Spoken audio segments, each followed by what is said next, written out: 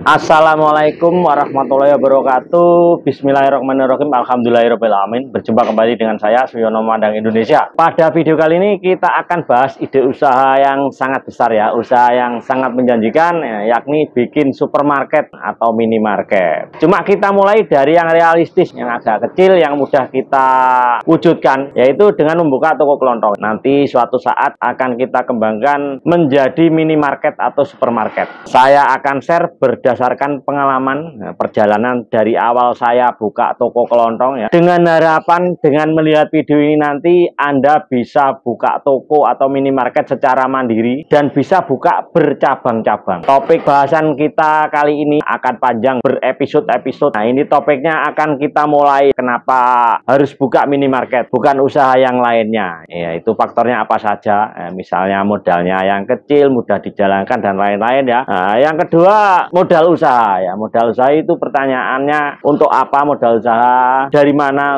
modal usaha, berapa besarnya ya kalau buka usaha seperti ini, bisa dimulai dari berapa. Nah, yang ketiga, cara cari lokasi yang strategis. Nah, lokasi strategis nanti akan menentukan perkembangan toko Anda ya. Kalau sudah dapat, nanti desain toko interior eksteriornya itu bagaimana ya, untuk bangun tokonya agar terlihat seperti toko itu bagaimana. Terus setelah itu nanti penataan dan bikin rak tokonya ya. Kalau ada uang beli, kalau tidak ada uang bisa bikin biar nanti penataan barangnya rapi. Yang selanjutnya, kalau sudah terbangun ada raknya, kita akan bahas isinya toko apa saja, terus usaha-usaha apa yang bisa dijalankan di dalam toko. Seperti kalau toko sembako ya sudah sama seperti ini. Nah, kalau usaha yang lain seperti pembayaran online, buka jasa apa laundry, atau di sampingnya dikasih kafe, ya itu bisa ya. Kalau sudah itu, isi tokonya nanti dari mana ya? Pemasoknya, suppliernya dari mana, itu cara carinya bagaimana, cara cari pemasok supplier di toko seperti kita. Itu ya bahasan yang nomor 7. Yang nomor 8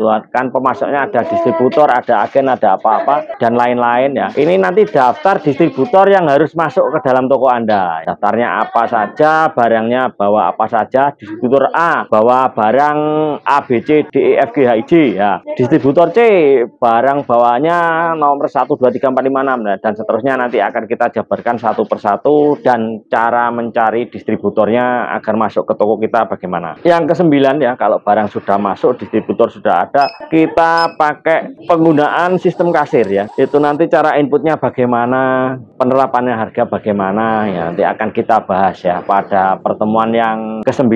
Pertemuan yang ke-10 itu pekerjaan di toko. Pekerjaan di toko itu kalau barang masih kosong kan kita berarti butuh belanja, butuh kasih harga, cek harga, beli berapa dijual berapa ya, pekerjaan di toko. Terus menata barang, terus jualan ya, itu pekerjaan di toko ya. Mampu nggak? Kalau nggak mampu, kita rekrut karyawan dari keluarga kita sendiri, dari istri, dari anak, dari dalam keluarga dulu ya. Kalau omsetnya masih belum mencukupi, untuk rekrut karyawan. Yang 11 ya, cara rekrut karyawan itu bagaimana, terus penggajiannya bagaimana, pekerjaannya bagaimana, jualan saja atau membantu barang yang datang saja, yaitu bagaimana nanti perlakuannya karyawan ya. Yang ke-12 penerapan harga ya. Bagaimana penerapan harga agar toko Anda terlihat murah, sebetulnya tidak murah, sama saja namun bisa terlihat murah, itu bagaimana penerapan harga. Terus yang ke-7 cara input ke kasir yang cepat itu nanti bagaimana, alatnya apa saja, promosinya kalau mulai buka bagaimana, terus kelanjutannya per bulan, per minggu, per tahunnya itu bagaimana ya, nanti akan kita bahas. Yang ke-15 rencana menjalankan toko ini, menjalankan toko usaha Anda ini nanti rencananya bagaimana, kedepannya pengembangannya bagaimana, kondisi saat ini bagaimana ya. Terus 16 ya, cara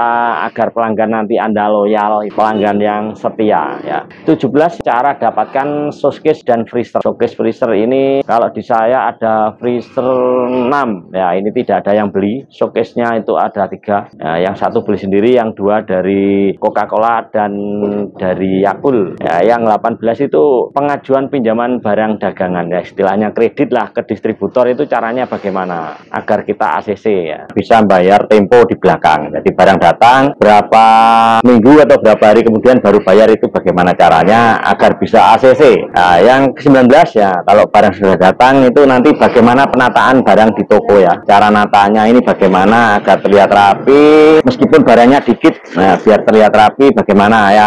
Yang ke-20, untung toko ini dari mana saja ya. Jadi selain penjualan seperti ini kan ada selisih harga beli harga jualnya ya. Selain itu untungnya dari mana ya, ada. Jadi selain ini ada untungnya dari mana, misalnya sewa rak, terus display yang bayar itu ada ya. Yang ke-21 ya, jadi usaha toko ini tidak melulu jualan saja ya, ada pelayanan bank ya.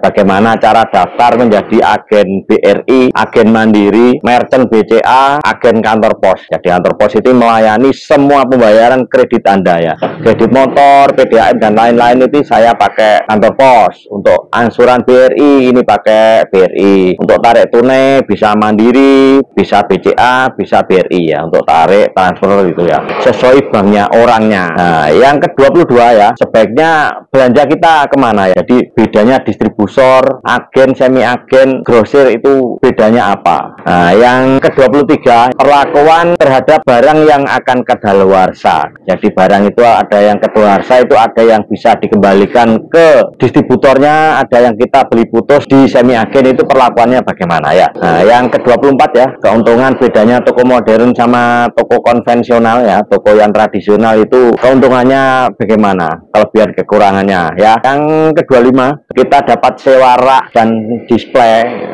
Barang yang di display ini kita kadang dapat ya, seperti ini ya, seperti ini ya, ini dari Wing kita dapat. Selanjutnya cara masuk komunitas ya, komunitas agar kita bisa belajar itu ya, lewat Facebook, Instagram, terus grup Telegram, SRC dan lain-lain ya, akan kita bahas bagaimana cara gabung SRC seperti ini ya. Nomor 27, cara iklankan toko yang murah. Jadi toko kita nanti akan dikenal orang, akan selalu diingat orang, itu bagaimana caranya, misalnya kalender, kita bikin Facebook, bikin TikTok, bikin YouTube ya, itu caranya bagaimana, bikin web. Yang ke-28 ya, bagaimana kita tetap berdiri di antara kompetitor-kompetitor ya, bagaimana cara kita bisa berjalan bersama dengan kompetitor-kompetitor yang ada. Yang ke-29, bagaimana cara menghindari rugi. Jualan ini bisa rugi, bisa untung, namanya usaha ya, tapi jangan sampai rugi ya, kita harus untung dan laba. Yang ke-30 ya, cara belanja dagangan yang murah ya, bagaimana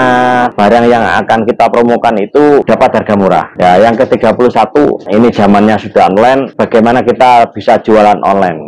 Nanti kita bahas yang paling mudah lewat Facebook, katalog WA. Nah, yang lebih agak rumit ya, pakai WordPress dengan plugin WooCommerce. Kita nanti bisa buka toko online pakai WordPress dengan plugin WooCommerce. Seperti Shopee itu kita bisa bikin sendiri pakai WordPress dengan pluginnya WooCommerce. Biayanya nanti apa saja akan kita bahas. Nah, yang ke-32 ya, mengatasi pelanggan yang berhutang, itu bagaimana. Yang ke-33 ya, bagaimana kita bisa cepat buka bercabang-cabang. Jadi kita kalau sudah bisa satu, ini bagaimana cara buka kedua, ketiga, keempat, kelima, keenam, ke-100, itu bagaimana ya caranya. Nah, yang ke-34 ya, kalau toko Anda besar lebih baik menjadi grosir atau buka cabang. Nah, nanti akan banyak bahasan-bahasan ya, sampai sesuai pertanyaan Anda nanti akan kita bahas pada video kali ini ya. Jadi kita akan bikin episode panjang yang bersambung-sambung